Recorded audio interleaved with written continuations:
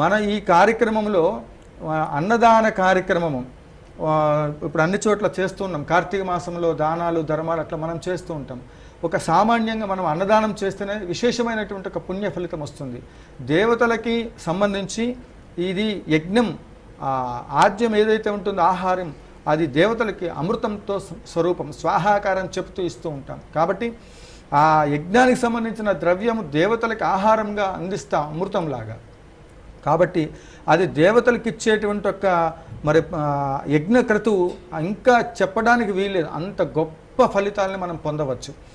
అందువల్ల ఈ కార్యక్రమంలో ఎంత కట్టాలి, ఎంత చెల్లించాలంటే ఇది పూర్తి స్థాయిలో భిక్షాపాత్రలాగా ఈ కార్యక్రమానికి మీ శక్తిని అనుసరించి ₹1 దగ్గర నుండి ఎంత ఇచ్చినప్పటికీ కూడా ఆ కార్యక్రమంలో సద్వినియోగం చేయటం జరుగుతుంది.